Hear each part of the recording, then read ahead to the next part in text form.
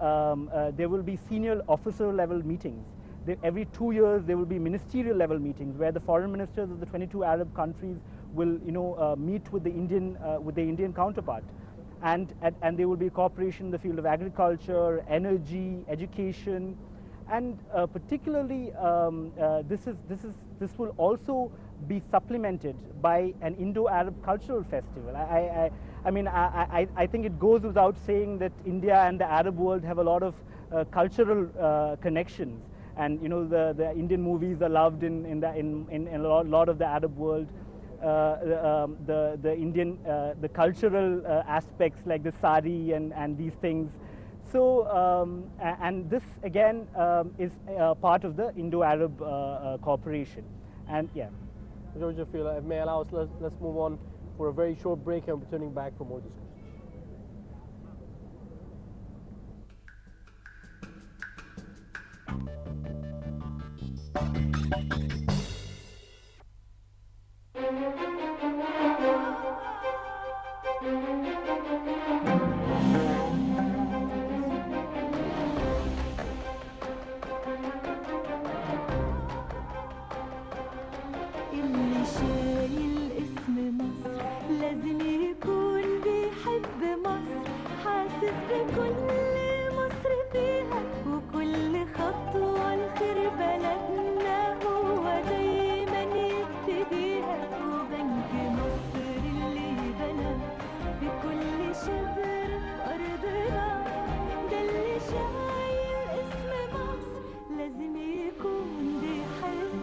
بنك مصر، نعمل معا لخير بلدنا.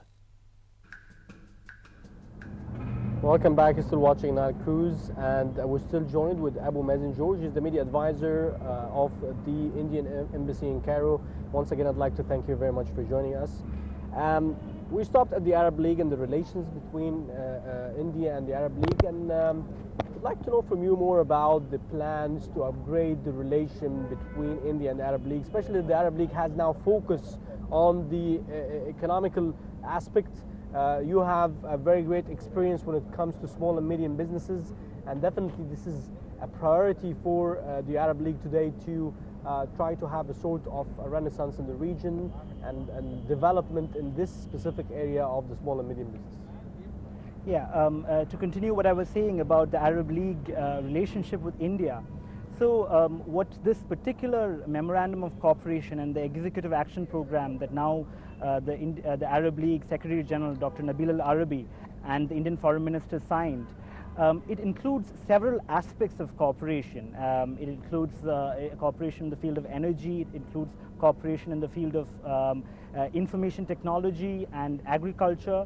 So the idea is that on a periodic basis, the ministers, the respective ministers and the respective officials from the Arab League and the respective Arab countries will sit down with their Indian counterparts and devise a mechanism by which we can implement joint projects, we can transfer knowledge and expertise in specific areas, as you had suggested, the small and medium enterprises. And there is an increase in bilateral trade over the upcoming period, and hopefully this will really firm up the relationship, not just between India and specific Arab countries, because that relationship already exists. India has a relationship with Egypt, India has a relationship with the Gulf countries, but also as the Arab League as a multilateral fora in which there can be multiple points of reference and contact. Yes, sir, I want to ask you a question, and I don't know if you can help me answer me with something that I really ask myself several times when I travel to various countries, and I'll be really impressed how I would go to huge stores, particularly brands for clothing, and I would check the tags and it would be made in India. And particularly that is very popular in the Gulf countries and in Egypt, and maybe abroad there is Vietnam, Indonesia, there's Bangladesh as well. So how does this work? I mean, is it because of the low cost of payment for the employees and their huge number, so it's cheaper for these huge brands to open in Asia than in Europe, or is it the quality of work that is to the standard of the product itself? How does this work? You're absolutely right. I mean, it's not just particularly one factor that has really made India as a hub in textile production, in addition to other Southeast Asian countries. But it's a combination of these factors together. I mean, the labor cost definitely is much lower in India, but it's also because of the fact that over a period of time, we've established a very high standard of production.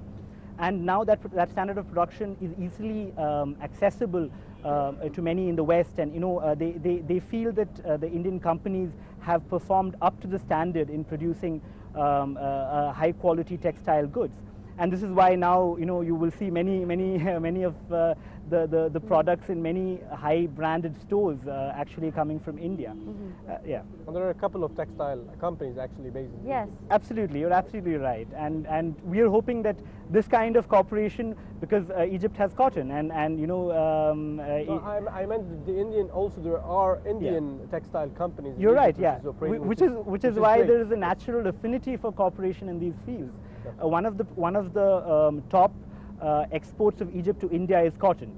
So if Indian companies, more Indian textile companies come to Egypt, set up base, and establish, then the entire cost of production further shrinks. Exactly. And Egypt is actually ideally located in the Middle East and the African location. I mean, you have on one side you have the entire African continent, and then you have the Middle East and you have Europe nearby.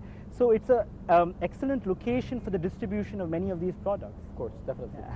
Now, this is very interesting. There was an exhibition of photographs for sets of the Indo-Islamic architecture in India. It was recently held in Cairo. If you can tell us about the origins and the characteristics of the Indo-Islamic architecture. Yeah. The thing is that Indo-Islamic architecture is an architecture style that goes back almost 1,000 and more years. When, as you know, India has the second largest Muslim population in the world, and we have a very rich cultural history that is closely linked to Islam. So the Indo-Islamic architecture actually came up as a result of the coordination between many of the Muslim kings, and the monuments they established. The most famous monument all of you know is the Taj Mahal, and the Taj Mahal is the most iconic symbol of Indo-Islamic architecture. So what happened was that recently we had a Egyptian photographer who visited India and really admired the varieties of Indo-Islamic architecture. And they come from various eras. There's, in the 11th century, in the 13th century, in the 15th century. The Taj Mahal is actually a later form of Indo-Islamic architecture. It has a certain form of the minaret and the dome, which was not followed earlier.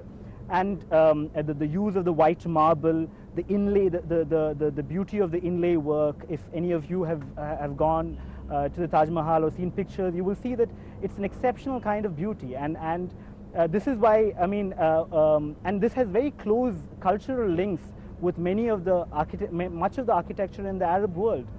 So displaying something like that, we felt was a natural example of the cooperation that exists between India and Egypt.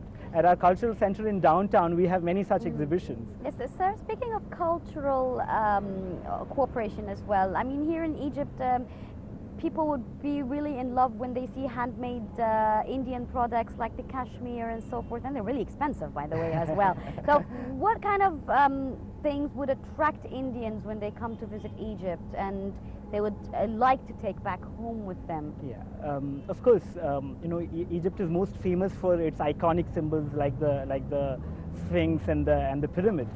But in addition to that, I mean, I think that many of the Indian tourists who come to Egypt, just as an aside, more than 100,000 Indians visited Egypt as part of tourism last year.